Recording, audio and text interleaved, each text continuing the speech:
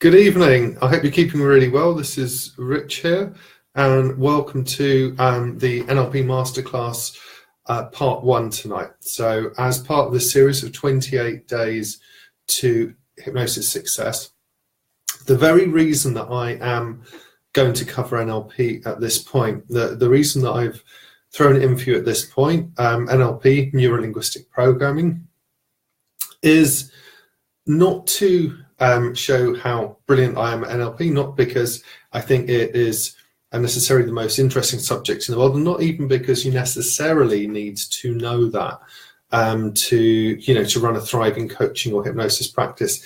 It does confer some advantages to you that I will go through in just a moment. But I think one reason why it's really useful for you to have this now in the overall context of building your brand, building your business, being someone who truly stands out, being somebody who is able to create, shall we say, a context in which people totally believe in you.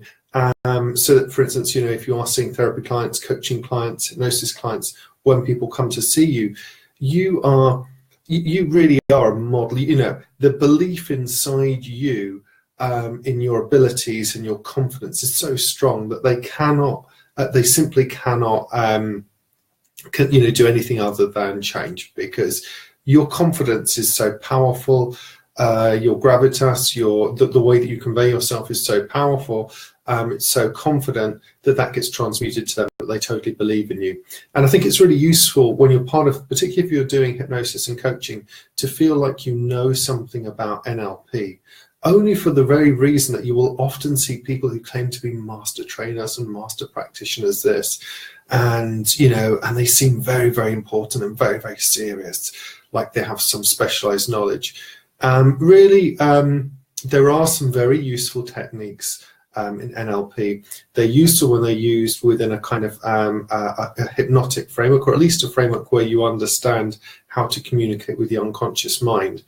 But I think it's going to be really interesting for you tonight. The reason this is going to be fun is we're going to look at what's really going on. We're going to look at what's the kind of the parts of this thing called NLP, which is, honestly, NLP. It's a really weird selection of lots of bits and bobs of things that from the 70s, before the 70s, that were drawn from a little bit from rational emotive therapy, or certainly the cognitive work of Albert Ellis. Some hypnosis language patterns from Milton Erickson. Questioning techniques from the family therapy practice of Virginia Satir, which were in essence sort of, borrowed, copied, coded, call it what you will, and put into this package. Some of the dissociation techniques, which came from Fritz Perls. There were lots of these kind of things that were pulled together, very disparate little strands. And oftentimes when people go to try and read about NLP, it's a very dry subject. I remember the first books I was given on it. Good God, it was just so tedious. So I want this tonight to be something that's of interest to you, that you can take and you can look at NLP through fresh eyes, that you can feel confident inside yourself that you have a very strong understanding of where it sits, what it is, what it can do, and some techniques you can start using right away. An understanding, by the way, that you will have that very few NLP practitioners have, even as you finish today. We're not going to aim to cover all the kind of content. We can't possibly do that. And some of the things like the hypnotic language patterns, some of the questioning techniques, we will have separate sections on. But one of the reasons I really want to get into this in just a few moments is because once you know this, think about it, we're looking to, even if we believe that something other than the placebo effect is going on in our work, it's absolutely a given that creating the right context for change is very, very important. And the very first place where that's got to start is absolute confidence and belief and certainty inside us. And so first of all, NLP gives some tools that you can use on yourself as well as with your clients. But secondly, you must feel in your business, as in this industry, that you are confident across the board, that you can understand how different things fit in. And if there's any kind of inkling that somebody else has some knowledge or some expertise that you don't have, which NLP has got a kind of little bit of a habit. Some of the people perhaps over the years have kind of felt that they are, should we say, somewhat better, or that they have some special secret knowledge. So I'd like to share that with you, so that just demystify that, so that you absolutely understand what this thing called NLP is, how you can use it, and to inspire you with that, inspire you to use what you do have and the skills you do have in a different way, to just be able to look at things in such a way that you can get even better results with what you're doing. It's going to be funny because I'm going to give you some examples tonight of how you can use it, how I've used it in my practice, that I think opens up some really nice possibilities for you. And we're going to go through it. We're going to jump straight in now, and I will go through and I'll talk you through that, so you'll understand what NLP is. The definition that I give you may be different from ones that you've heard before. And I think sometimes when people say things like, well, NLP is the study of the structure of subjective experience, it's great, or it is the technology and methodology that leaves behind it, little blazes behind it, a trail of techniques. It's like, well, it's relatively meaningless. So I want to give you something tonight that you can say, okay, I get what this is. I get where we're going with this. I get this kind of thing called NLP as a set of tools. It's kind of a way of looking at things. It's a way of approaching, kind of a way of thinking about things and approaching things that actually has some advantages. I mean, it genuinely has some advantages in terms of thinking about the way that you work with people in quite a structured way. So let's get into it now. Let's have some fun. And, let me know you like this, but, any kind of questions, send them my way. So NLP stands for Neuro Linguistic Programming. That, it's all very wonderful to know, but it's not really particularly that important or that groundbreaking. I mean, that's just, what it is, what it stands for. I would say that one of the things that I think is really useful to sort of be aware of is that NLP has kind of pretty much not changed that much in its core things in which it's teaching since probably the late 70s. Arguably sort of maybe the early 80s. The core kind of things that you will hear about, like anchoring, submodalities, which came a little bit later. But those kind of things, and the kind of the work with trance has been around, pretty much as is, since then. There have been some further, should we say, refinements with new code NLP, which in new code NLP, they said, well, let's go back to the old way we used to do it with 6-step reframing and use some kind of, some kind of interesting kind of like bodily metaphors for that. But really, NLP largely has, there were a set of tools that were kind of like put together, that were drawn from other disciplines, that were used within a hypnotic context, that are indeed very, very powerful. And so typically people like Tony Robbins is the guy who popularized NLP with his seminars. And if you look at what he does, he pretty much sticks to, NLP work in terms of, using anchoring, using submodalities. Now, we will briefly cover what those terms mean. So if you think, what the heck are those? Don't worry, I'll be explaining those today. It's not as complicated as some people might have you believe. So NLP really, well, why would we want to learn NLP? Well, the usefulness, as far as I'm concerned, is NLP will help you actually think in terms of the structure of experience. And by that, I mean, it will help you think in terms of what's actually going on inside a person's mind. It's really, really useful for that.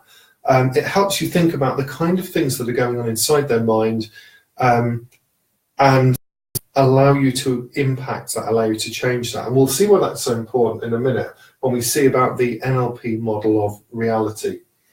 Secondly, it has tools that help you be able to observe a person better. So NLP is really useful in terms of, if you want to know whether somebody's in trance, whether they're paying attention to you, whether they're excited by you, whether they're interested in buying from you, whether they just like you physically, whether they like you as a person. NLP is very good. I think has some really useful sort of skills that it breaks down, calibration skills they call them, that can be very helpful for you to be able to do that. And it's useful, things like reading tone of voice, body language, that kind of stuff. Thirdly, it has some really cool language tools. And by that I mean it has tools to help you deconstruct somebody's reality. If it's just their version of things in a particular area really isn't working for them. On the other hand, it's got the hypnotic language skills that can help you talk very confidently. If you know the way that once you know these skills, it's very easy for you to be able to carry on communicating with people and be able to do that without notes, without anything else, without scripts in your hypnosis session if you choose to work that way, because you have a whole realm and a whole wealth of ways in which you can start to structure reality and naturally piggyback suggestions together. And we will look at that. We will go into that in detail in another masterclass, because it is a very, very rich area. And I want you to give you loads and loads of stuff today, but I don't want it to be just so much that we are just cramming, we're cramming too much, and you've got plenty for today. And I think the really cool thing is that NLP, if you actually want to know what NLP is, so we've looked at kind of like a couple of things why. By the way, as I say, the main reason why I want you to understand about NLP is just that you feel confident in yourself. You are a consummate professional, you are an expert in your area, you are brilliant at what you do. You charge accordingly, you get fantastic results, and you are somebody who is naturally aware of other things going on in your industry. And you know people who are NLP trainers and NLP master practitioners, they're among your friends and colleagues, and you totally understand that, and you totally get that. And so when there are other people doing these things, you understand that and you know that, and you've already integrated that into your work. Okay, so that your confidence in yourself and the confidence that comes across is solid, it's strong, it stays in that wonderful, you stay in that wonderful glow of positivity. Now, the way that I want you to think about NLP, which I think is useful, which I find really helpful, is NLP is a way of understanding reality. So what do I mean by that? Well, we're gonna have a look in a moment at how NLP kind of like views the experience that a person has.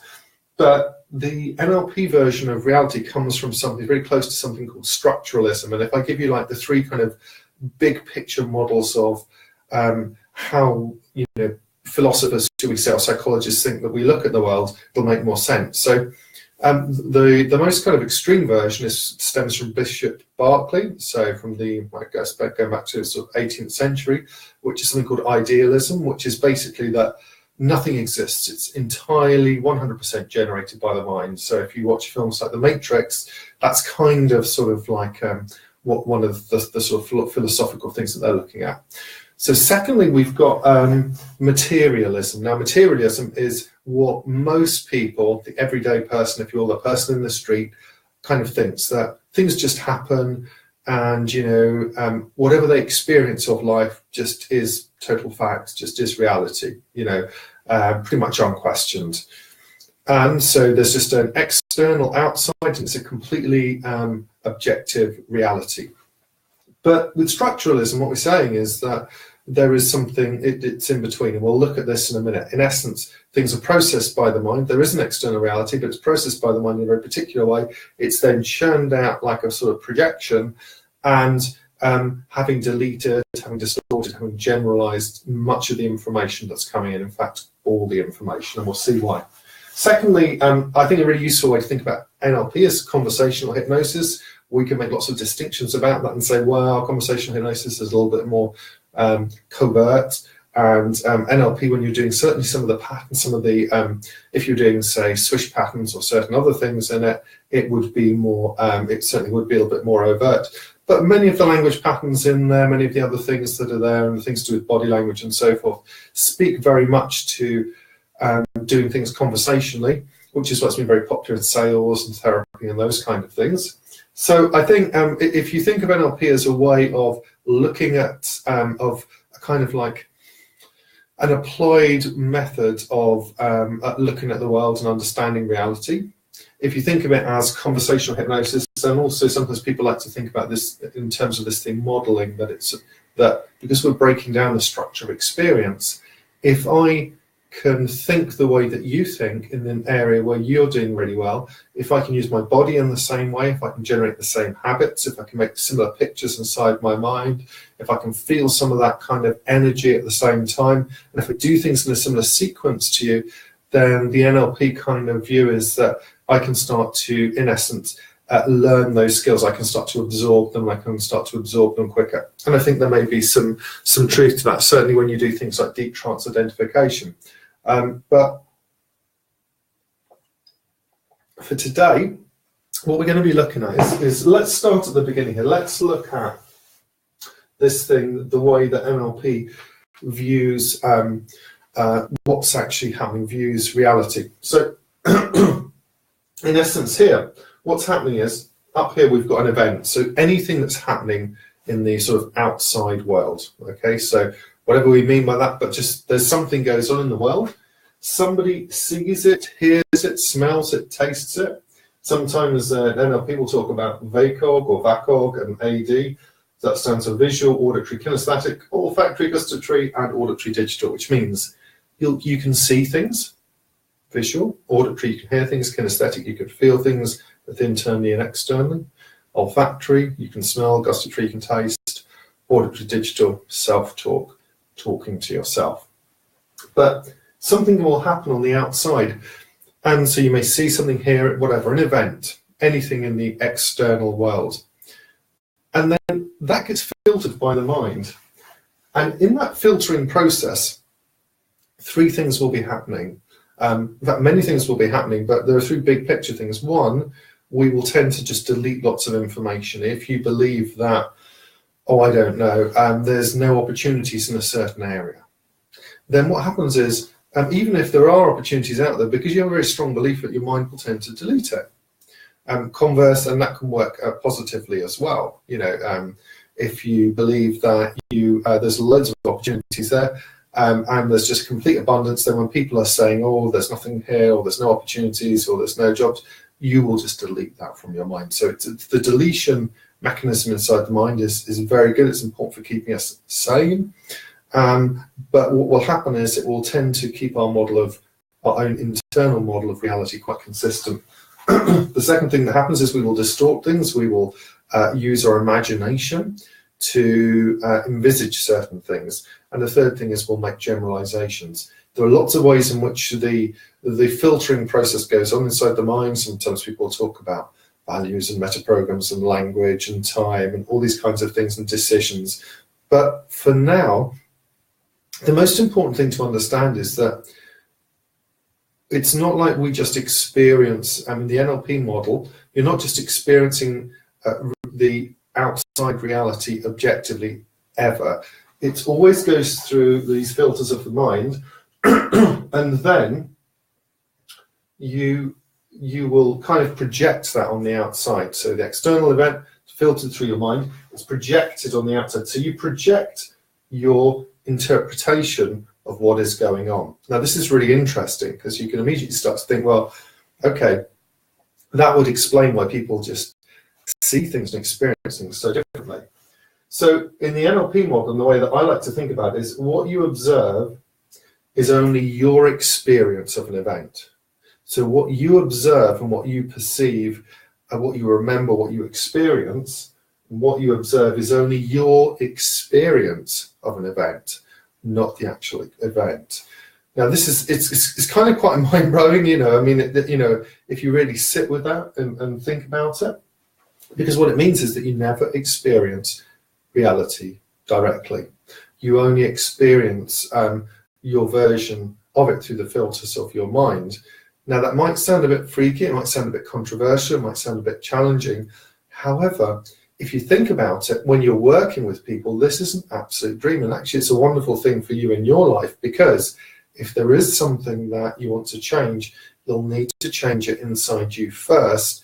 You know, Gandhi famously said, or there's a quote, should we say, widely attributed to Gandhi, that you should be the change you want to see in the world. And I think that's a wonderful kind of way of looking at it, a wonderful way of thinking about this, that you change yourself on the inside, and you will start to experience things differently, and things will start to be be different on the outside, because you will come across differently to people. You will notice opportunities to interact with people more. You will notice other opportunities. You will generalize differently. You will distort things by using your imagination to notice new possibilities. And this is a wonderful, wonderful thing. So the key thing here is that then, if you want change, then you just need to change the filters inside your mind. And if you're working with a client, then all you're doing is you're helping to, in essence, change their filtering system inside their mind so they experience reality differently. And this is why the whole kind of concept, thinking in terms of triggering the placebo effect, is so powerful. Because if you remember back to Ted Kaputchik and his work at the Institute of Placebo Studies at Harvard Medical School, I think it is, he, very consistently, just by having an authority figure there, 62% of the time people are going to notice improvements from IBS when like a sham intervention is done, like with pretend acupuncture needles versus the control maybe, which will have 30% or 42%. You're going to get a massive increase just because you've created the right context. So if we can change those filters, the perception inside somebody's mind, so that they start to build belief, even in the process, even in their ability to be able to change, and you have that certainty inside you, it will be transmitted. It's a really, really fantastic thing. Now, by the way, there is a kind of a challenge with this. You have to be very, very careful. We haven't got time to go into detail here, but there have been studies where they have they've told teachers these kids are the kids are the A grade students. All right, so something shifted inside the teachers' mind. These are the A grade students. And those kids just ace it through the year, they do wonderfully in the exams. At the end of the year, the people doing the experiments come back and say, you know what, actually, we just picked the kids at random. You had a mixture of D's and E students. But you know what? The teachers believed it so rigidly, the way they treated them, the way they interacted with them, the encouragement they gave them.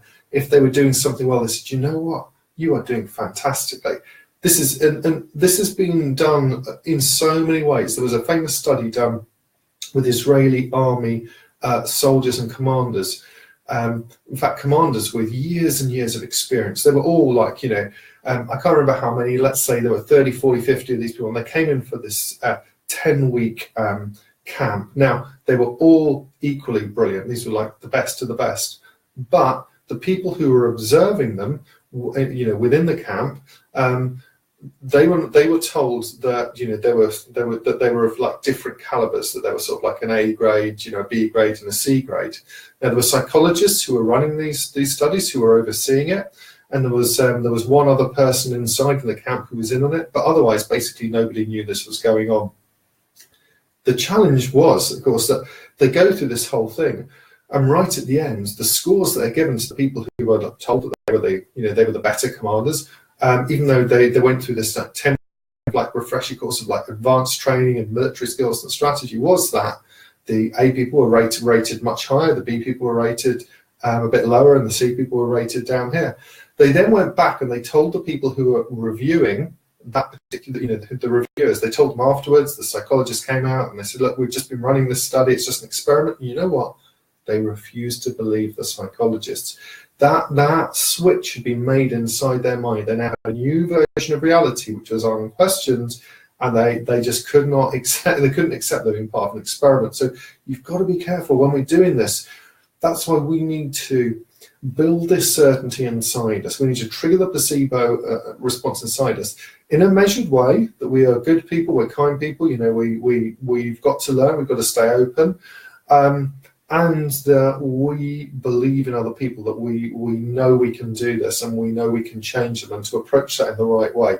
Because it all boils down to changing the filters inside their mind. And if you're congruent with this, and if you understand this and believe this, you'll be able to help people change very easily, irrespective of learning any language patterns or any particular intervention or any of the things I'll show you today. You don't need to remember any particular words. You never need to do any of that. You just need to build this certainty inside yourself that if you believe that the other person will change, they will change. And it's a real cool thing. And I suggest you do that inside yourself. So why don't I give you some positive suggestions for yourself, just by way of a learning experience in just a moment. So we just said that NLP is saying that, and the NLP model of the world is that an event comes in that's filtered by the mind. we project that out, and you're never observing things directly, you're just having your own experience of the event.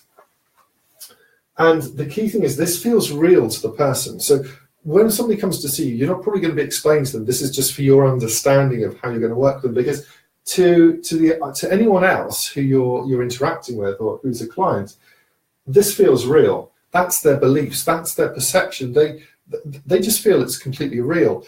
If you look at spiritual traditions, or if you look at something like there's an interesting book, The Four Agreements, and they go, you know, and they'll talk about this as the dream that we all have, that we're all dreaming reality, because once we have these kind of perceptions come in and these filters that were set, a lot of them very early on by society, by primary caregivers, parents, teachers, that sort of thing, adverts on TV, and magazines, what happens is that it just feels real. People don't question it. They don't feel that things could ever be different. It's just that is like a fact, like a table is solid, or, you know, solid, made of wood. They kind of feel it's that. So we have the benefit of realizing that actually that is malleable, it is changeable. And if you understand that, then you won't get sucked into the client's story too much. You'll realize that they're just there with that perception, and you can help change that perception if that is something that they have asked you to do, and of course paid you handsomely to do it, so that they are motivated to get better or make changes. But there's some consequences, of course, of having this dream. One consequence is that if somebody has, for instance, a negative belief, like, you know, oh, I'll never meet somebody else, or I'm not lovable, they'll act in a way that others will eventually start to conform to that, because they'll just be a pain in the arse, or somebody will try and offer something to them and they'll just say, oh no, I can't do that, you know, or they'll reject, they'll do things in such a way that they will, that other people will end up starting to treat them in a particular way, so that they will conform, so that other people will start to conform to that reality. If people have that very strong belief, you have to be very careful not to get sucked in, and you will have met people like this who have certain beliefs. On the other side, you have people who are just totally inspiring. Some of us have seen that, you know, Alex William-Smith at the Royal event the other weekend, or you hang around with the likes of Steve Miller, and you just, that bubbliness, that passion, that enthusiasm comes out and it inspires. So we will act in a way, you know, as a consequence of the filters inside our mind that cause us to just believe in things without, you know, questioning it. They just feel real. It just seems like that is reality. We operate, you know, most people, of course, are operating from the materialistic paradigm, even though they wouldn't call it that. They don't know that. There's just external reality and things are just happening. That's just all they know. There are consequences to that. One, we'll act in a way that others will treat us that way, so that, you know, so that eventually other people will start to conform to our beliefs. Secondly, we'll ignore information that contradicts that. So that's the deletion side of things we mentioned before. And thirdly, we'll misinterpret events, or interpret them, or we'll misinterpret what other people say. Now that's distortion. So, for instance, conversely, if somebody believed that they were lovable, then it will be much easier for them to sort of like, you know, start to imagine kind of things, so if you I mean, I remember there was a guy at school who was very similar to Forrest Gump, and he just believed he was the most brilliant thing at everything. He could get D's in maths, D's in this, didn't matter, you know, and his parents were fabulously wealthy, he had nice cars, but it was so funny because he, you know, whatever happens, you know, somebody could say, you are an absolute fool, you know, this is a terrible piece of work, and he would smile and laugh, and he'd just be so happy, and he'd say, oh, I know you're just joking, you know, because we're great friends, and you know, I just really understand. This is just like a bit of paper, but I really understand this. He could just completely misinterpret and just distort anything that came in to conform to the fact that he was absolutely brilliant. It was absolutely wonderful. You know, I mean, it's an absolute joyous kind of like thing, really. You know, so there's these mechanisms, the deletions, the distortions, the fact that we generalize, happen very naturally. They're very natural parts of what we do. We need to just make sure that we can do them consciously for ourselves. But it's important, I just mentioned them so that you understand that it's quite sophisticated. This filtering mechanism inside the mind has very specific consequences. These consequences cause people to develop habits and fears and phobias and needed support and coaching. And so once you understand that, as hypnotherapists, it gives us some extra context and another way of looking at that situation to really understand what's going on. Now, if the result of all this stuff going on is that we are ascribing meaning to things, and by that I mean that we cannot not give meaning to situations. You know, it's everything in our life will have meaning. Somebody calls us later than we were expecting, or doesn't call us back. I wonder what's going on. And inside your mind, you can start attributing meanings to that. And, you know, or somebody doesn't, I mean, I remember once going, we were going to, I was going to meet a friend in a pub, and we'd agreed to meet in the Wetherspoons. And then we were calling, and my friend was saying, well, where are you? And I said, well, and eventually it turned out that we were in different ones, and either ends of the city. It was hugely entertaining. But inside your mind, well, why is that? Why are they not here? Why haven't they called? So, but the interesting thing is we're always ascribing meaning. And NLP has this wonderful way of looking at things in terms of reframing. It's a really useful way of using hypnotic language and various other kinds of language to shift the way that people interpret things. Now, I want to just kind of look here at the moment, because we've said that there's all these filters going on inside the mind, and there is this creates meaning. It creates this kind of very personal experience that we all have of, we in essence create our own version of reality. But one of the things that's interesting is that, let's say we're communicating with somebody else. Let's say you and I are communicating, or we're communicating with groups. We tend to think that, oh, we're just saying some words, or we're saying something and that has meaning. Now, what's really interesting is NLP starts off by using a couple of studies that were done a very long time ago. But so I would suggest using these figures more as a metaphor rather than a literal truth. But the bird whistle study, the Moravian study, various other studies, looking at people's communication and what it is that impacts the other person in their communication, given all the filters of the minds that we've just mentioned. And most of us think it would be the words. You'd think instinctively the words are the important thing. But it turns out that the words are only responsible for 7% of the impact of the communication. 7%. The tonality, your voice, 38%. So that's much more significant, the way you're saying things. If you say to someone, "No, I love you," well, that tonality just doesn't really sort of do it, does it?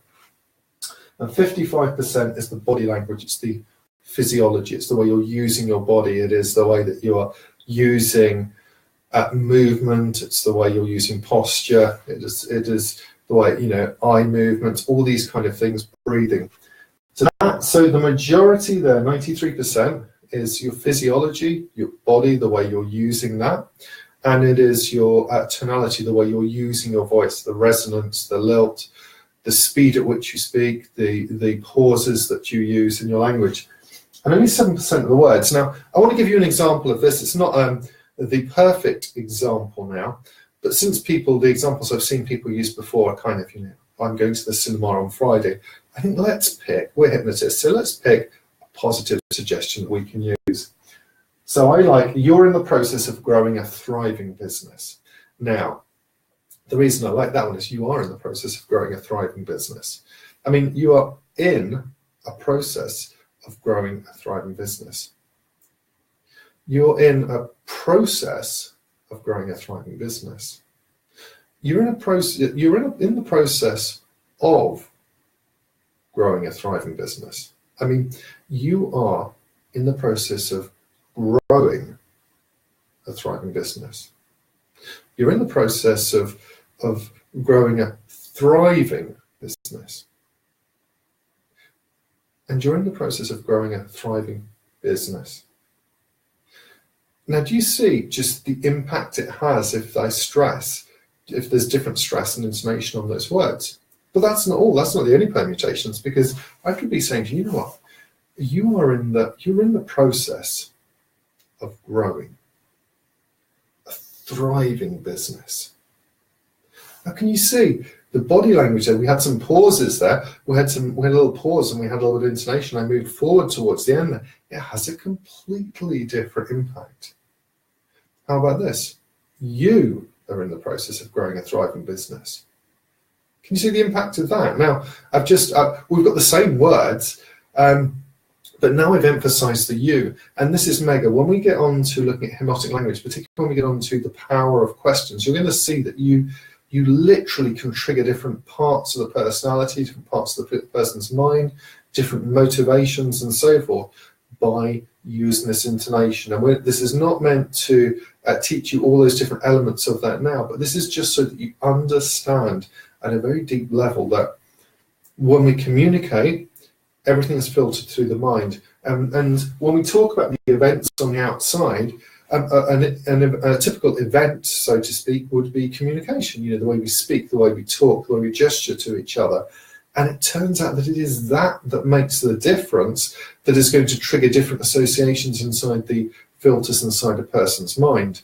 Act one way, or use tonality, shall we say, in one way, or intonation in one way, and it will be a very different set of experiences from another. So it's really important that you understand that. It's really important that you get that. If you understand, and if you can take that inside your mind now, it will be just like the most wonderful, liberating thing for you, because you'll be able to then test some of those out. It's not like you have to know every permutation, because you're not going to be able to. I mean, just with that alone, you're in the process of growing a thriving business.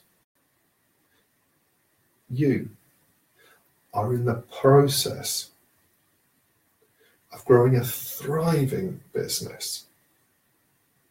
You're in the process of growing a thriving business. You are in the process of growing a thriving business.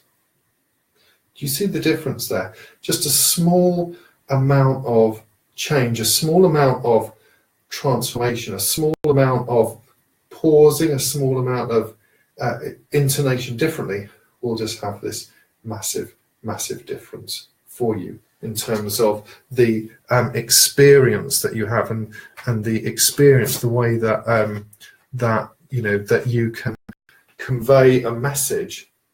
And I think it's really important once you realize this, because now you've got some flexibility. Now you can have some fun with this. By all means, have loads of fun with it, but understand that you can use this to influence yourself. I mean, let's say you're doing affirmations with yourself, and I don't know, let's say you like to say, pick a good one, I am worthy, I love myself. You can go, I am worthy, I love myself. Well, how about this? I am worthy, I love myself. Or I am worthy. And it's really cool because you're doing like a pattern interrupt inside your own mind. Early on, I saw a great example of this when I was learning NLP, which was, well, look, take that voice that says, I'm really confident, but it wasn't the most confident voice. And take it to the back of your mind and just imagine Barry White there in the back of your mind going, yeah, that's right. I am confident. And of course, all of a sudden, you feel differently inside. You'll light up, you'll feel different, you'll have a different internal experience. So it's really important.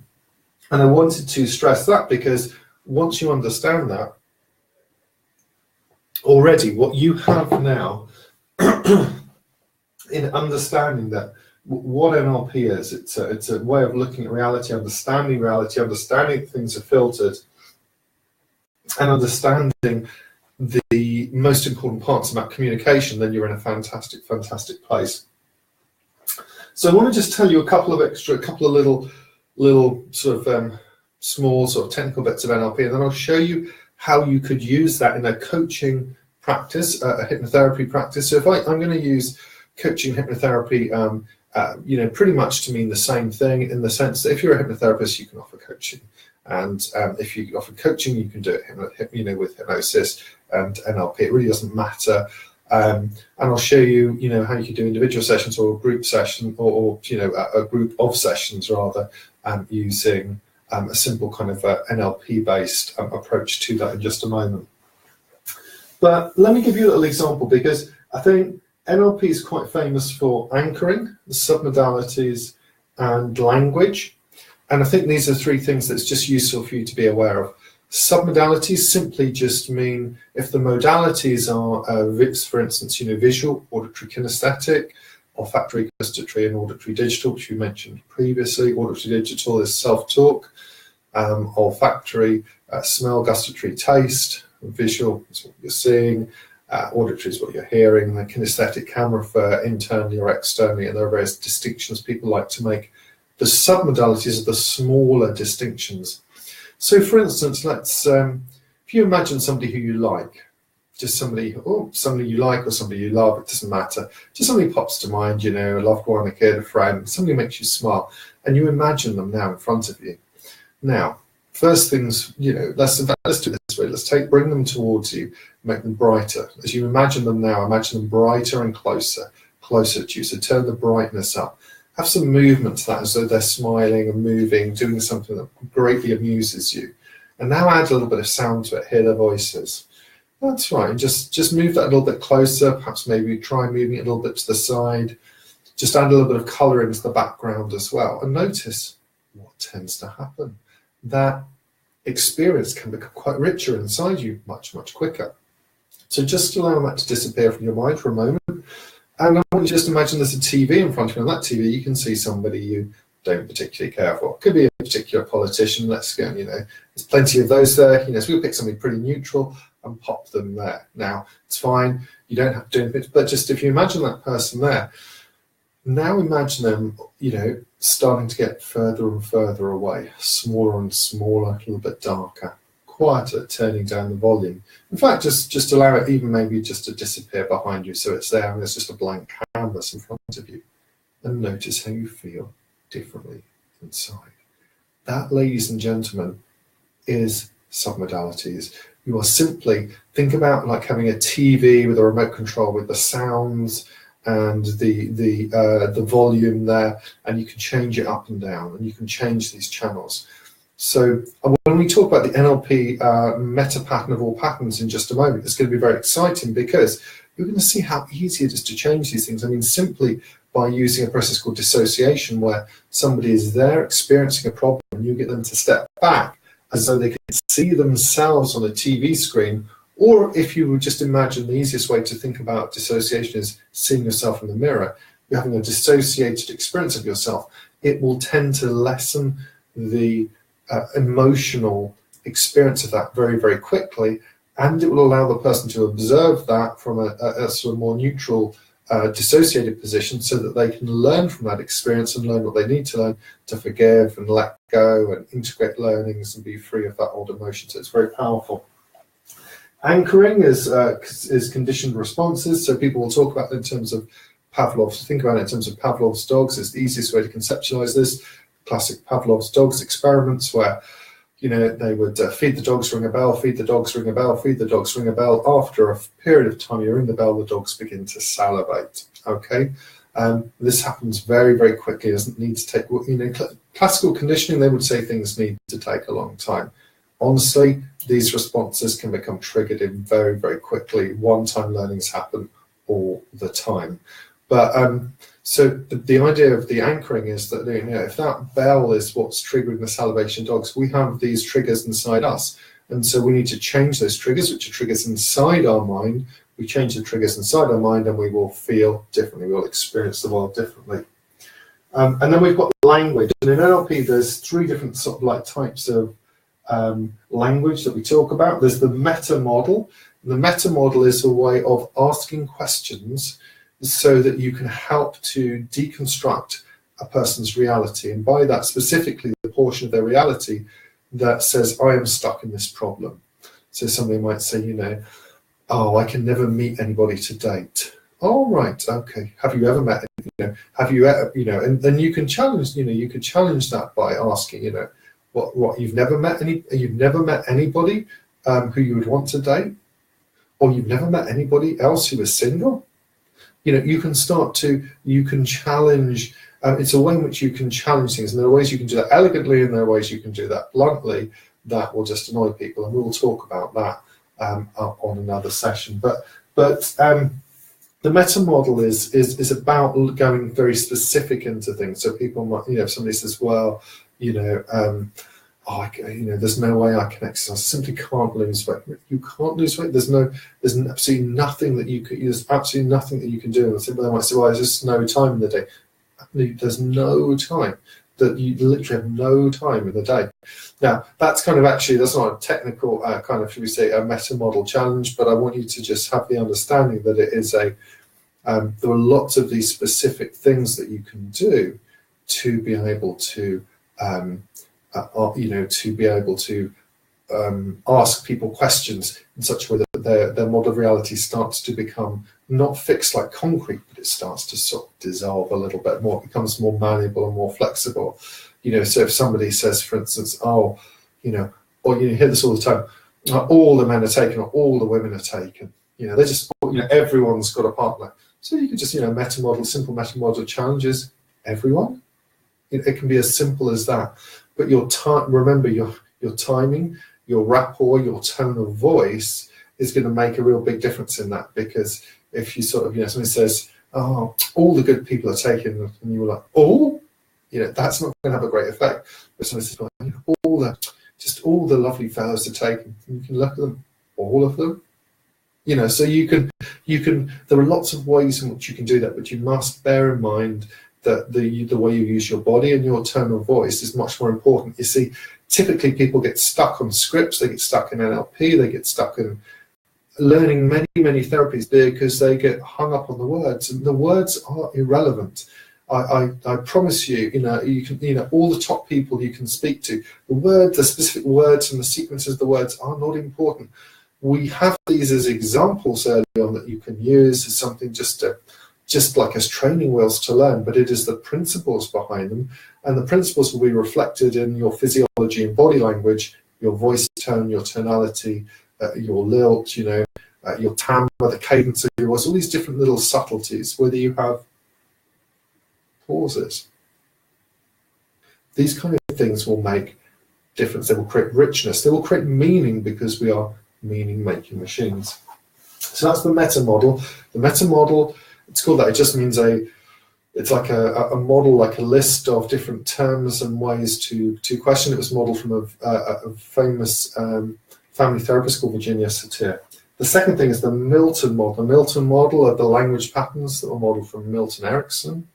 And this is ways in which you can speak in more abstract terms to people. So if I was going to use some Milton model language with you, we could say, we're here today and you're listening to me because you have some important reasons for doing so. In fact, at this moment in your life, this has great, great significance and meaning to you because of things that have been happening to move you in this direction. Because there was a period of time ago, years ago, when you made a decision that you wanted things to change and that you wanted to work in an area of transformation. And you started to move in that direction and you started to be inspired in some ways. And you also had some challenges, but you had some really cool successes. And you had some niggles, but you've had some successes. And so this has led you to the place where you are here now listening to this, and you're curious and you're fascinated. And something is happening inside, because the more you listen, the clearer things are becoming to you. The clearer it's becoming to you that actually, by building certainty in yourself and certainty into your marketing process and certainty into the understanding that creating the context for change is really the most important thing, then you can have fun with everything else, which means that you never need to worry about any particular technique again, or having done a latest, therapeutic or hypnotherapeutic or hypnosis training. All that, it can be fun because, you're a kind of person who likes to have fun, and I'm guessing that you're also somebody who kind of really enjoys that time, when you go and meet people, and you meet people you connect with, you really enjoy. But as you're listening now, it reminds me of a friend of mine who was at a training a while ago, and he said to me, he looked at me and he said, meeting you was really special, and it made coming here worthwhile today. And, I really started to think about that, because as you listen to people talking, as you listen to somebody, sometimes inside your mind you feel yourself getting inspired. And I don't know, exactly when those light bulbs will go on for you. But I do know that a person can learn, a person can feel inspired by new information that totally transforms the way that they look at things, which means that they can approach it completely differently. And it's almost as if you could take those learnings and insights back in time. I mean, imagine taking them back in time to way before you even began your business, as though you've been looking forward in your life, looking at it this whole time through this particular lens. And a person can transform. And it's good to learn. And it's important that educations and learnings continue to go to this very deep place inside. You is a wonderful place where you can learn your unconscious mind.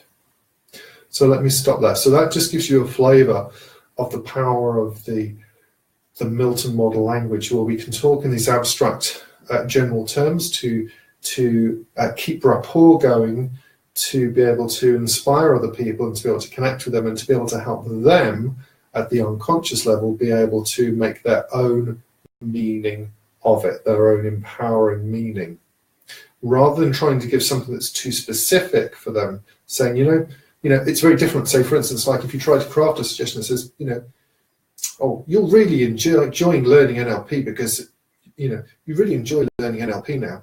And you're really enjoying this segment of what I'm teaching you. Well, can you see, like when you give something that direct and that specific, there is a lot of opportunity. Even as I'm saying that, I'm thinking, hey, hang on a minute, I'm not sure I buy into that. So do you understand? So with the Milton model, it gives you this wonderful artful framework. There's a lot more to it. There's a lot more opportunities to use it when you think in terms of NLP reframing, what we call sleight of mouth patterns, and the non-inductive or the non-linear language patterns of the sleight of mouth, and there are other ones that people have created which really can send your mind spinning in very, very different ways. But starting with the Milton model is a very good place, and we'll do that, and we'll look at some of the more advanced ones in another masterclass. But I wanted you to understand that. So that's the Milton model, and then we have presuppositions, and presuppositions are the equivalent of linguistic assumptions. Now they can be considered a part of the Milton model, but I like to consider them separately as well, because presuppositions are literally one of those things that are going to change your life. Presuppositions are things that what is presupposed in what is being said to you, or what is totally presupposed in what is conveyed. So, for instance, if I say to you, now in a moment I'm going to turn a flip chart over, so then the next thing that you're going to learn is going to be how to use NLP in a hypnosis session.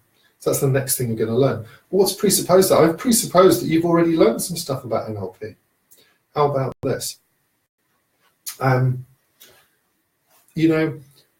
of the things about learning NLP is that not only does it mean that all the hypnosis stuff that you've done gets really integrated much more deeply, but you just become more confident simply as you're learning it. Think about what's assumed in there. There are so many presuppositions that are there that are just simply, and that I've conveyed to you with certainty and authority and with tonality and body language to help you change the filters inside your mind. And when you're talking with people, people will typically have a number of things that they're not challenging in their model of reality because they've deleted it. And these become presuppositions, they become assumptions. People just say, they'll typically see people say, it's like, it's a miserable day, because it's raining outside. Of like what that's like if you live in the UK, there's lots of rain here. That's going to be a lot of people going around saying stuff like that. So I'm like saying, oh, all right, okay. So it's miserable, but you do have to be aware of this. In NLP, there's some wonderful things that ways that we can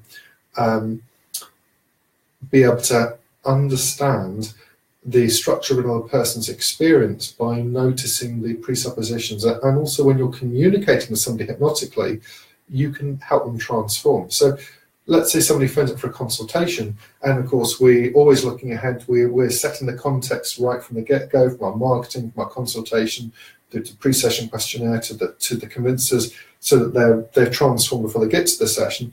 But somebody phones up and says, look, oh, I need to change this problem. Say, look, it doesn't matter whether you come to see me now or whether you change, change through some other sort of thing that you're doing, because clearly you're somebody who's motivated, and clearly you're at that point now where you're absolutely, it's just simply finding the quickest route for you to change. So that's one way you can use what we call an alternative, it's not really alternative close, but where you can use an either or scenario that basically assumes that change has happened. Typically, these things are very famously used in car sort of sales rooms, where somebody says, well, I don't know if you want to buy this car now or if you want to sign the form later. Okay, so that would be a form, that would be a way of like presupposing that basically you are going to buy it.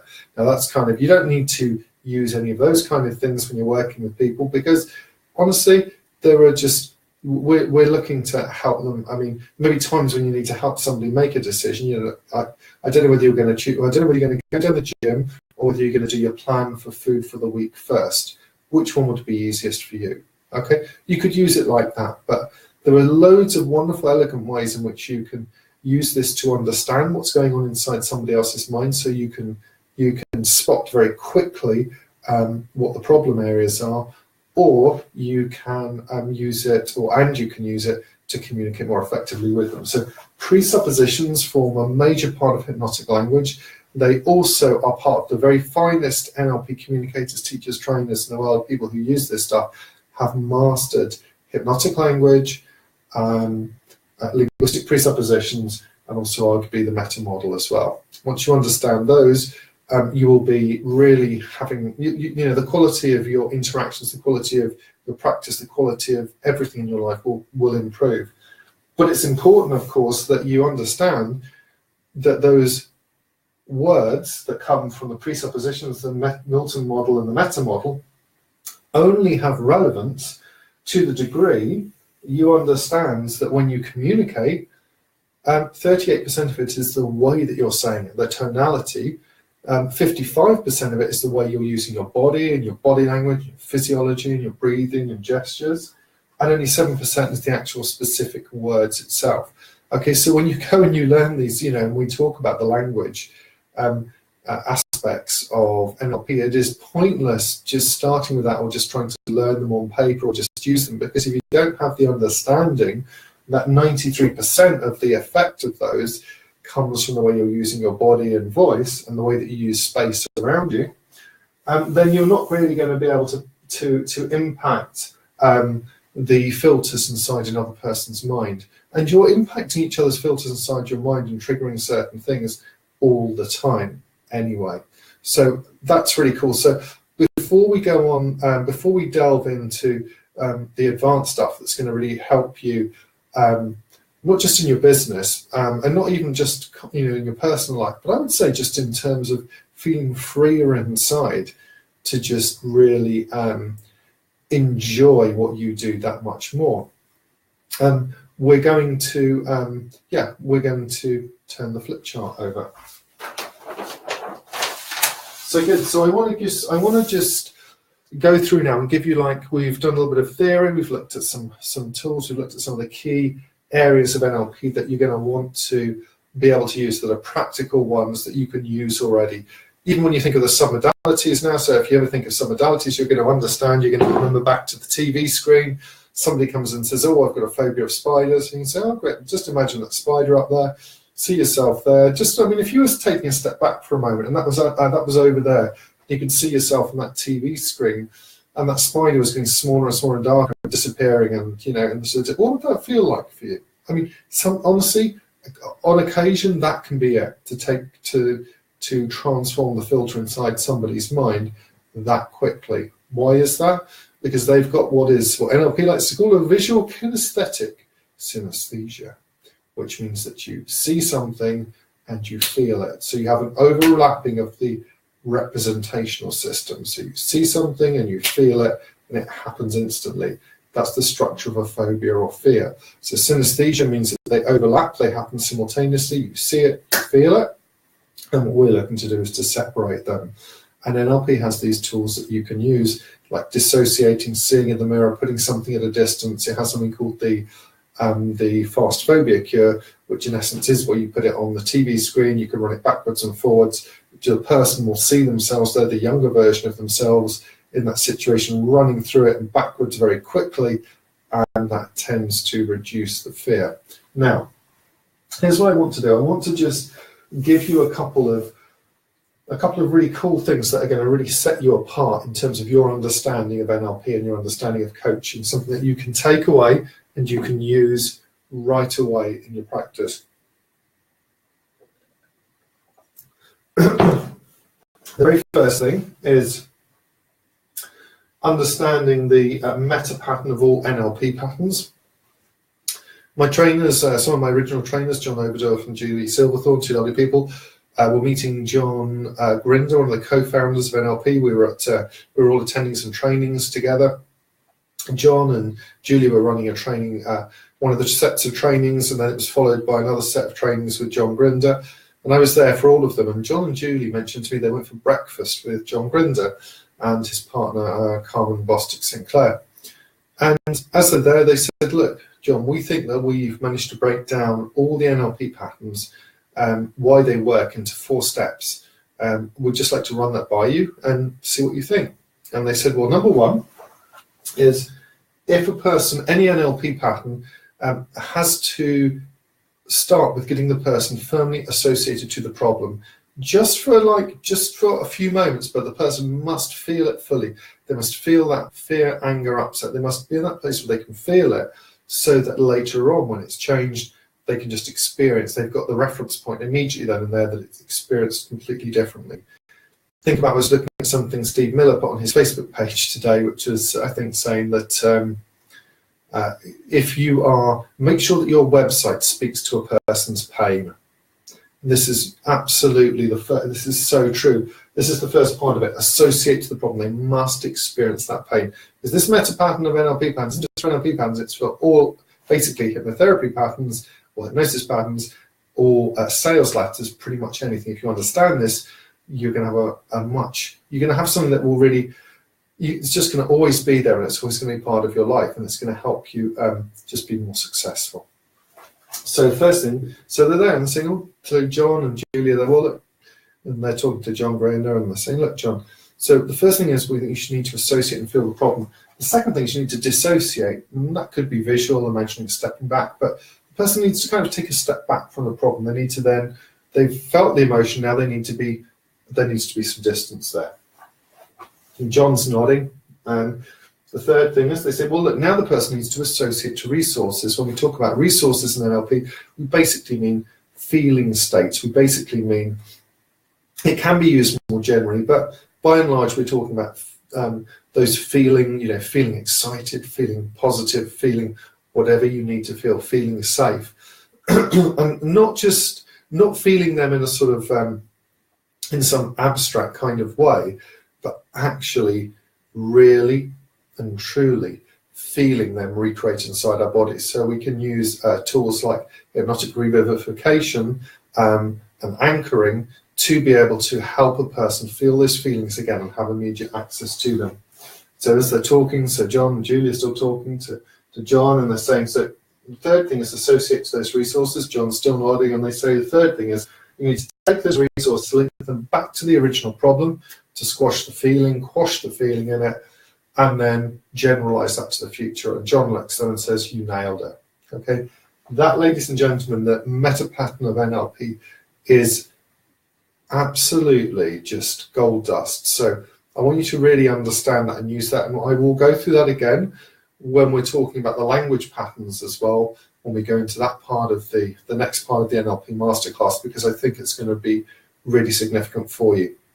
So all the things that we're using today, think about how you can use this in terms of your business, in terms of being, 28 days to hypnosis success. But think about being able to use this in your business, because if you can on your website have, do you suffer from blushing? Do you suffer from redness in the face? Imagine that being in the past, like looking in an old scrapbook or an old photo album. It's a dissociation. And instead, just imagine those times in your life where you've just had the most fun, like when you were on holiday or scuba diving, or a time when you achieved something or you passed an exam, or you just, you were in love, or you had your first child born, associated to resources. And imagine feeling that good in those situations that now you used to feel really uncomfortable in, and being able to live your life from that right into the future. That's exactly what hypnosis does. That's exactly what you're going to be able to do when you come to see me.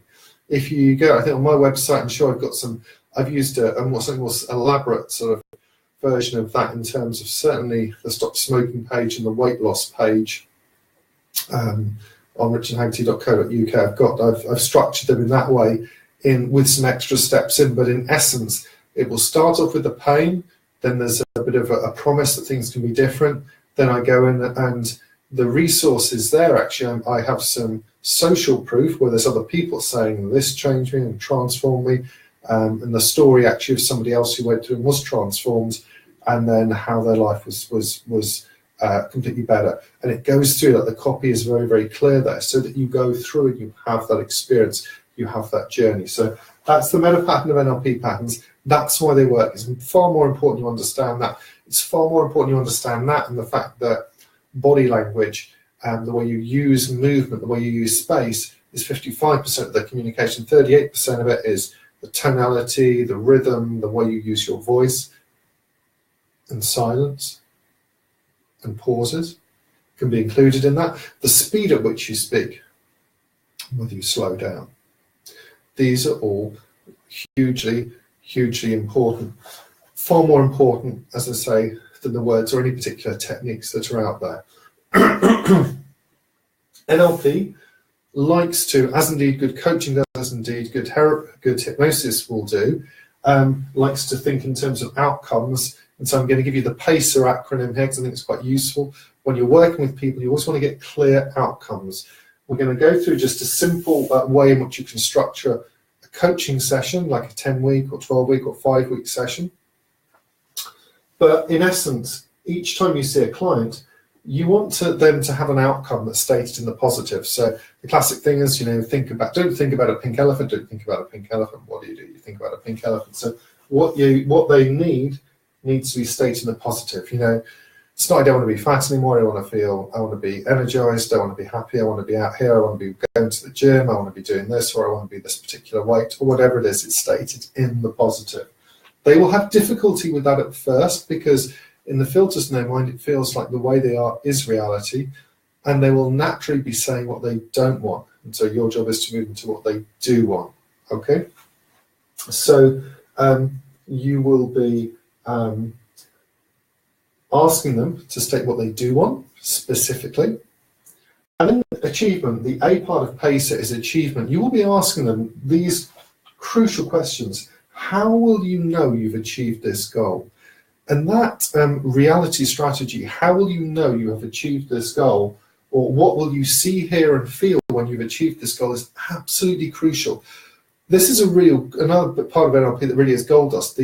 The evidence procedure that particular person has for you is vital. Let's say you went into a company and you were delivering a program to that company. You would want to, one of the key things you would want to ask up front is, how will you know the training that I have delivered for you has been successful? And if they come back and say, well, it's because 10 people fill out a feedback form, or it's because we've got X number of improvement in product, activity or whatever it is.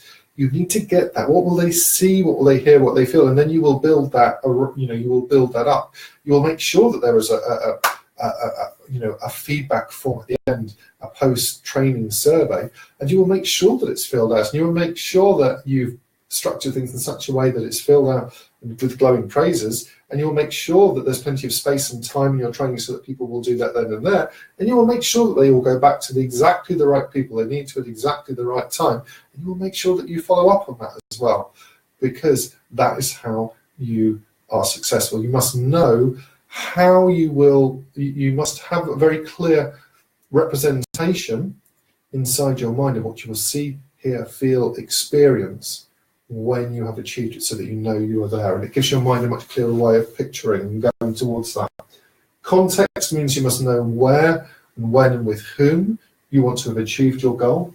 Ecology is the study of consequences, and when in NLP they talk about ecology, what they mean is any change you go to make in your life will impact you, it will impact people around you.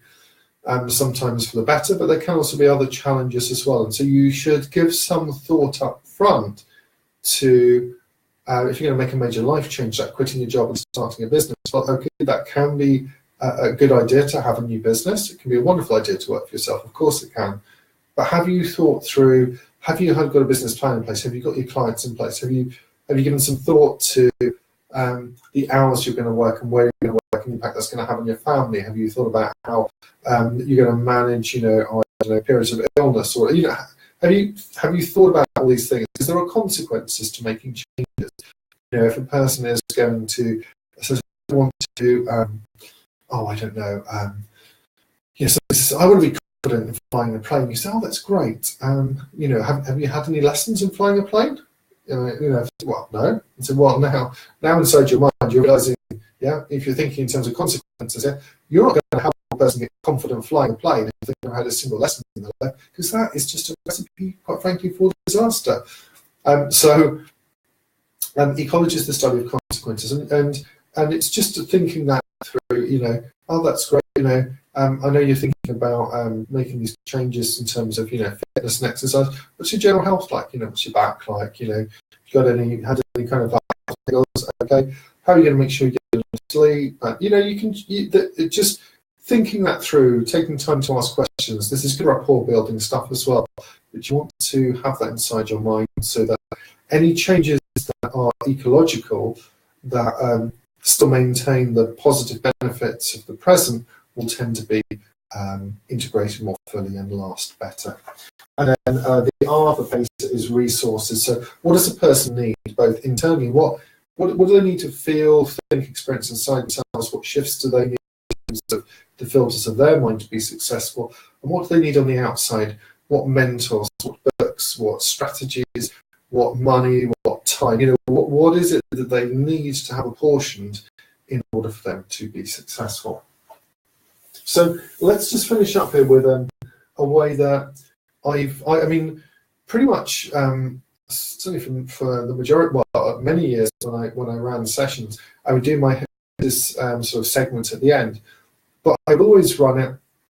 It's a really nice way of doing it when you're running coaching, and it's a really nice way for rapport building to take time to up front get a big picture outcome. So using the kind of PACE kind of model up here, get that big picture outcome of, well, maybe they want to have a new job, or they want to, let's say they want to get a new job. And so, typically people will come to me quite a short time frame on that. But let's say you were working with them over a period of time to do that, or to set up their own business. You have that big picture outcome. And then each session that you work with them, you will use all the things that we've talked about today to help them. And so the person would come in for their session, or you can do it over the phone, you can do it by Skype. But by the way, all these things work fine. You might be thinking, well, how could I do all these NLP things just over the phone? Believe you me, you can do it. Your voice tonality is very, very clear. You can do pretty much, I think we've had pretty much any of those patterns over the phone. Now I would tend to do it pretty much over Skype if we're doing that, but it makes no difference, honestly. You can do these things. You can totally tell from a person's tone of voice where they are. There may be certain kind of like extreme situations where you'd want to be there with them or whatever, but you can set the context up very, very nicely for that safely and securely. You really can. So a person comes in to see you. You're going to ask, there's 2 questions that you're going to want to ask. The first is, what do you want to work through today? What do you want to work through? It's a beautiful question to ask. And if you were going to learn anything, right, that you could do a lot worse than learning that, right? What do you want to work through? So today you're here, what do you want to work through? That presupposes they're going to do something themselves. That presupposes they're going to work through it and be on the other side. And it presupposes that it's something that they actually want. You want to work through. What do you want to work through? What do you want to work through today? Yeah? What do you want to work through? You find the way of asking it that sits right with you, but what do you want to work through? So that's where they're going to tell you the problem. And what you're specifically going to do at that point is they're going to just say, oh, I feel terrible about this and that. This happens all the time. So you're going to say to them, okay, tell me a specific time when it happens. And they're going to say all the time. And when they say, oh, it happens all the time, you're going to say, fantastic. That means it must be easy for you to pick one specific time it's happened. We're going to look at why that's so important very, very soon. But you're going to get one particular context. It was Tuesday. I was going to work and I went to on the bus and I saw somebody I hadn't seen for a while and they called up from behind me and it surprised me and they said, oh, Jan. And I turned around and I suddenly felt really embarrassed and I started feeling red in my face and I just felt terrible. Right. We'll get to that in just a moment. Okay. And at that moment, once you've got the context there, you've also got the trigger. Somebody said something, called my name, and I heard it and I turned around and I saw them looking at me. And as I saw her looking at me, I was startled and I felt uncomfortable. We've got the trigger, the visual kinesthetic synesthesia, the visual kinesthetic trigger. Somebody, there was the sound of the name, okay, that's part of it. But then the person looked at them, was looking at them, and the vast majority of the time, the problems we're going to be dealing with, the visual kinesthetic synesthesia, an overlapping of the representational system. Somebody looks at you in a particular way and you feel uncomfortable, particularly with blushing, particularly with public speaking. But visual kinesthetic synesthesia is the root of the majority of phobias as well. So once you have that, now you have a context in which you can work very specifically. And it's much easier for you to get the person associated to the problem and feel that pain, which you remember as part of the associating to the problem, the first part of the meta pattern of all NLP patterns. If you have a specific context. If you don't have a specific context, then you'll just end up rambling on and they'll say, oh, it's terrible, it happens all the time. And then I went to work, and by the end of the session, they would have just rambled on and you will not have been able to get control of it. To get control out of it, to change it, you must be able to ask, what do you want to work through today? Get a very specific scenario from them. The second question you're going to ask is, how do you want to be different? And when you ask that, you're going to change. You're going to ask these questions differently. You'll start off, so you might say, well, so what do you want to work through today? And you're concerned and you're listening and, oh, right, okay, great. And then you're going to change. So, listen, let's parking that for a minute. If we could totally nail this, and this was completely done and dusted, and what would that be like for you? Or how do you want to be different? Okay, so do you see that? I mean, I just didn't even ask it. I just went straight to how I would ask it. Just, great, let's parking that for a minute. If you completely nailed this, what would it be like? I mean, what's that going to be like for you, when you stop smoking? What's it going to be like for you when you get that new job? Or what's that going to be like for you when you completely master NLP? Because, I mean, let's face it, I mean, you might say, I might be here with you today and you would say, well, look, what do you want to work through? Well, I've heard this NLP and I've done some stuff before, but I wasn't sure about the submodalities and I didn't know which knuckle to press. Don't worry, we'll nail that when we on future masterclasses, but it doesn't matter. You don't need to touch anyone to do this stuff. You need to use your certainty and enthusiasm, and you need to feel the states that you want to convey to the other person, and they will naturally feel it. If I said to you, oh, I want you to feel confident, it's really important. You've got to feel confident. Think of a time you felt confident. That's right. Think of a time you felt confident. Right? It's probably not going to make too much difference which bloody knuckle you're touching on. So, but if I said to you, I want you to think of a time when you felt confident. I just want you to remember a time when you were just, maybe you were just in great company and you were just having fun and you were laughing, you know, without care in the world, but you know, that kind of confidence where it's just like, I'm having a great time, you know what I mean? And you're just having that and it just, that's right, you know, when you're just really feeling that, you know, or I don't know, you just hadn't expected you've done something, you got a job, or just, you know, somebody said yes to you, and it just was like, oh, or somebody said something really nice to you, you know what I mean? So that's what I mean. You must feel that inside yourself. And as you speak to the other person, that will naturally tend to be elicited. Okay. So most of this stuff is not very clear. It's not obvious in books. It's certainly not obvious in trainings. And the training manuals as such, even if you go to these practitioner trainings, tend to just have a series of these things that you go through by rote. And it's not obvious how to apply them. It's not obvious how to integrate all this. And I wanted today to make sure you have all this integrated, because let's say you know, in this example here, we've got a session, the client comes in, we've got the big picture outcome, let's say to get a new job, and they come in and you say, well, what do you want to work? You know, so what do you want to work through today? Well, I don't know, I just sort of feel like, I don't know, I'm not very focused and so on. You don't feel particularly focused, and I'm right, I get that, okay. Well, I tell you what, if we can just park that for a minute, we literally just park that for a minute. If you were completely focused inside you, well, let me ask you this. I mean, what would it be like if you were completely focused inside your mind? Well, what's that like when you are totally focused? What does that feel like for you? Oh, I don't know. I suppose I feel pretty good. Oh, you feel. So what's it like when you feel good inside? Oh, I just feel comfortable. Oh, great. So you feel comfortable. You know, when you're focused, you feel good inside. You feel comfortable. Okay. What else? I mean, when you feel focused and you feel comfortable, you know, what does that do for you? I mean, what's that like for you? Well, you know, I just feel much. You know, I just feel like I can really get down and get things done. Great. So you telling me that if you could feel that good and focus and you could just get things done, what would that be like for you? Oh, that would just be great. I'd be completely where I want to be. Great. So now you've got that. Now you could just do some linguistic stuff here right off the bat, but what you can do as well at that point is they'll be talking about this problem. So you can either get this up front or you can do it later on. I would probably tend to get it a little bit more up front and just, oh, so you're not very focused. So just tell me about a time when so when's this been happening? Can you just, I know it's probably happening quite a bit, but just tell me, you know, just give me a specific example where this has been happening recently. Oh, it's just every day. I just don't feel focused. Well, just tell me, like, you know, just pick yesterday, pick any day this week and just pick one moment where you weren't focused. Well, you know what, I looked at my desk and I opened up my computer and I looked at my screen and I saw all the websites that I had to go to. And as I looked at my screen, I felt completely overwhelmed and I felt demotivated. Bam, we've got the visual kinesthetic trigger. Can you see how now we're understanding the filters of the mind? You know, that one person just opening up their computer on a particular day can cause them to feel a certain way, because it's become a conditioned trigger, and now they feel completely unfocused. Now you've nailed that. Now you can start taking the resources that they need. You can start, you know, collapsing the emotion from that old situation, because then you can test it properly. You know, you can be saying, well, look, we've got the problem now. You want to dissociate.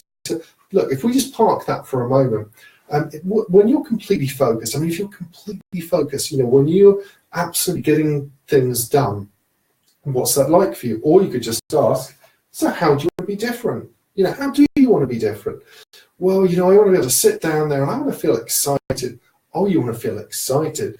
So tell me, what's it like when you're excited? Oh, I just feel so good inside. You feel so good inside, didn't you? Oh, great. I mean, you know, what you know, I mean, can you remember, I mean, just tell me about a time, just out of interest, what's kind of like, when you think back to a time when you were really excited, what's one that really jumps out at you? What's one that sticks in your mind?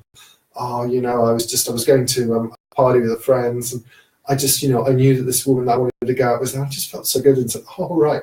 So you were going to a party and you just felt good inside. That's right. Oh, yeah, I felt really good inside. Oh, so you felt good inside. Yeah, I just felt great. So when you feel good inside that, I mean, let me just ask you, as you feel that good inside and you feel that excited, you know, if you're back in your house feeling that excited and you open up your computer, how would that be completely different?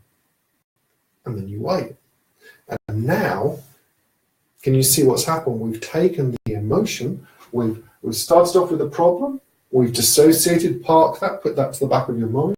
We've associated the resources, just ask them, what's it like when you feel excited? Or, how do you want to be different? Well, I want to feel fantastic. And you can always say, what does it feel like when you're fantastic? Because it will take you deeper into that feeling.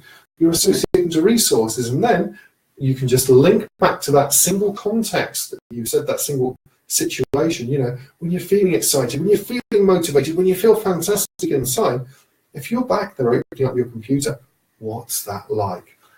And ladies and gentlemen, that will collapse the energy of the old problem. You can cycle through this a number of times. There are lots of ways you can do that, but I wanted to give you that big picture there. Now, just in case you're thinking, well, that's all very well, but that's one session or that's one thing. How's that? What if they feel unfocused in other areas? Well, that's a very good question. And the NLP model, remember, we talked about distortions, generalizations, deletions inside your mind. One of the things that is wonderful about this kind of particular coaching model way of using NLP, and you can use hypnotic language and many other things inside it, is that when you solve a particular situation, it will tend to generalize out, because generalization is the way that we learn. When we were little, we learned to open one particular door or one particular door handle, and we generalized that we could open any door handle. We didn't have to we didn't have to learn every single unique door or handle how to do that in future. No, our mind generalizes. When you deal with one particular context, first of all, it is far easier for you to deal with that and contextualize it down and get the emotion and find the visual kinesthetic trigger or the auditory kinesthetic trigger, i.e. the thing that they see, typically the way somebody looks at them or the way somebody talks to them. And also it's very easy for you to test in that environment. It's very easy for you to test that your work has been done, because you can get them to think about the computer. The test would be, well, think about your computer and notice what happens now. And you sit back and they'll just give them time to integrate it, and you'll see them. The eyes will be typically flickering to different areas, and they will in essence go into a trance, what we call a trans-derivational search, as they start to information. But what will happen is it will eventually generate. Now, it may be that you have one session, it generalizes right across the board. That can happen. Sometimes you will need to do it for some different situations. How many? It depends on the individual. But as long as you set up very clean states, it also means that you can work in a content-free way. I mean, somebody could come and say, look, I've got this difficulty, I feel embarrassed in this certain situation, don't really want to talk about it too much. And you can use Milton model language and still run through this pattern of associating to the problem. So you've had this problem for some time, and it feels really bad, and you feel awful about it. I mean, you feel embarrassed and shameful.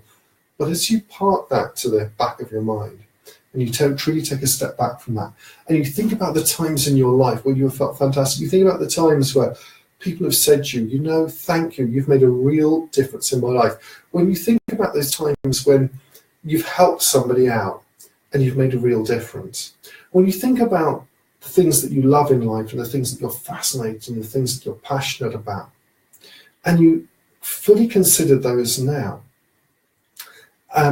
as if you had lived that way right now, all the way back then, even before this problem was ever a problem. Now, wouldn't it be interesting to notice how you can feel completely different inside? Anyway but like this. Inside that experience now.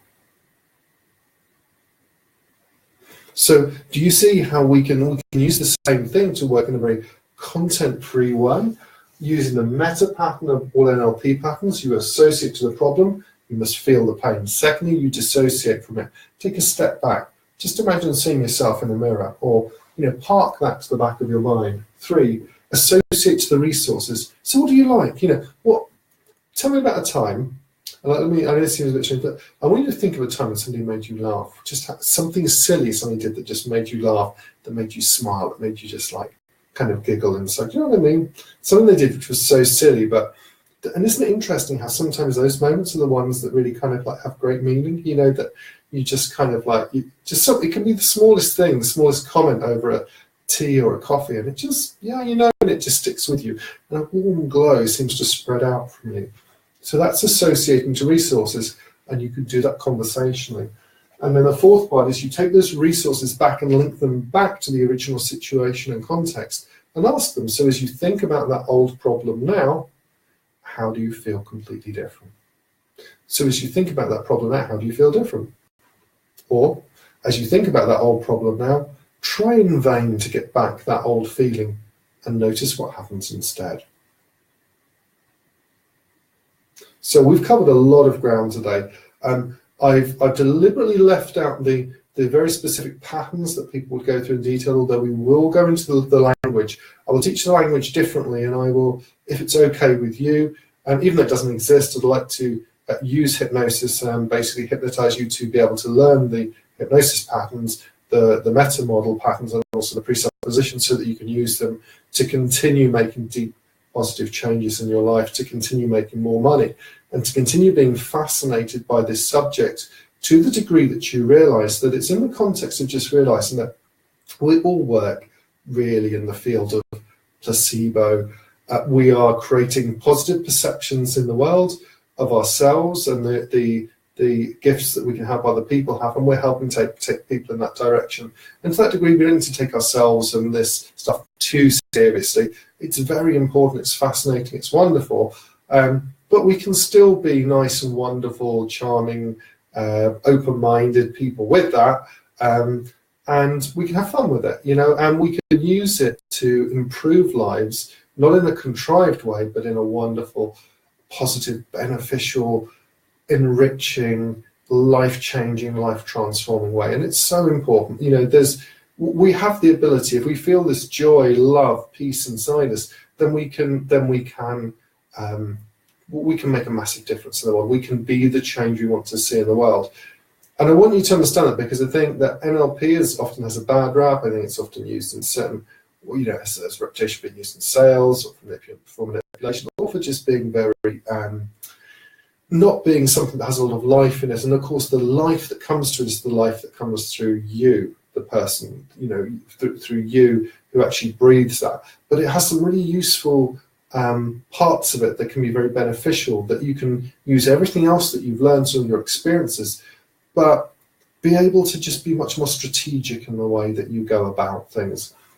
So if we just go back then, we just look at all the things that you've learned that NLP, which stands for Neuro-Linguistic Programming, not that really matters greatly, but NLP, you've learned that it's a way of understanding reality.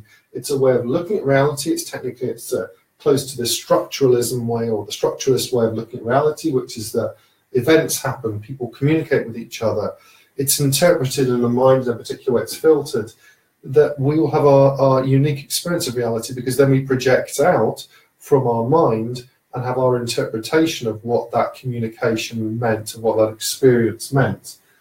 But when we're working with people, the way that we all live the way people live their lives is they just assume that that is reality, rather than they're having a perception of reality.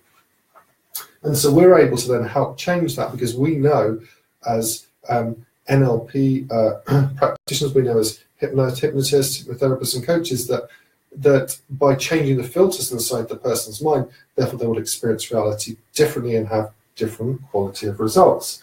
We know that people are making meaning all the time, and that meaning comes through, for instance, in communication, by our body language and our physiology and our tonality, which is truly what conveys the meaning much more than the words. The words do have some meaning, and they do carry part of the meaning, but by far the larger part is the way in which you deliver it. It is your performance. And we've learned that NLP has the presuppositions, the Milton model language, which is the hypnotic language, the meta model language, which is the way of asking questions specifically to be able to help a person find resources by deconstructing the problem that they have. We've learned that we've also learned about submodalities, which are the smaller parts, like the contrast, or the whether you take, if you look, the visual might be one modality, and the submodalities of the visual would be things like color, making it black and white if you want a memory to be less impactful, or making it brighter if you want it to be impactful.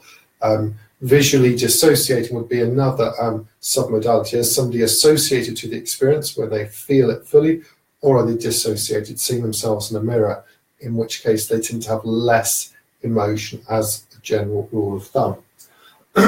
We've learned the meta pattern of all NLP patterns. You associate to a problem, you dissociate, you associate to resources, finally you link those resources back to the problem. We've learned about the importance of, crucially, when you're setting an outcome for each individual session with a person, asking them, how will you know this has been successful? How will you know you will have achieved this goal? What will you see, hear, think and feel? And we know for each session that we must ask a person to give us a particular context so that we can find the trigger, what they're seeing or hearing that is triggering what they're feeling inside. We're going to ask them what they want to work through, and we're going to ask them, how do you want to be different? So I hope that has not just been fascinating, life-changing, transforming, and totally inspiring for you, but that beyond that, that you really feel inside now like you understand NLP. That if somebody's talking about this subject now and they say, oh, I've done NLP practitioner, I'm an expert in this, and done it, you can just feel, you can smile to yourself and feel, as you should do now, that you totally understand this. You know, I've been doing this for 17 years, and what you have here is probably a distillation of the things that I would want a person to know, that had I known up front back then, and had I known it in the context of marketing and branding and niching and the phone consultation and convincers and the understanding that I now have of hypnosis, the results I got would have been vastly, it just would have been easier. A lot of things would have been easier, and I would have understood, and I would have had that kind of belief and confidence, and I would have had a much more systematic and structured, and certainly a more strategic approach to what I was doing. And so now you have that inside you. So if you ever look at anything from NLP now, light bulbs will go on. You'll smile inside. You'll feel inspired. And you'll think back to this, and you'll just know that something shifted inside you, because you'll suddenly find that your work is going to improve. Your consultations are going to improve. You're going to find now that when you do your next client session, it's probably going to be the best session you've ever had, or certainly the best session you've had in quite some time. And you're not going to be sure exactly why, but you're going to have some extra confidence inside you and some deep belief that didn't seem to be there before. Not to the degree it's that it's going to be there when you see that next time. Because when you're there and you've done that session, that person is going to be so transformed.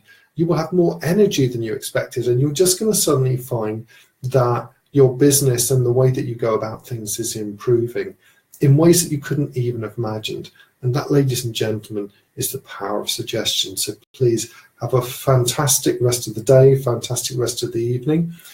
We're going to continue with this on the 28 Days to Hypnosis Success, how this all fits together, how this integrates in. We're going to be looking also at the, as I say, as I promised, to look at the language patterns as well. But there is so much more.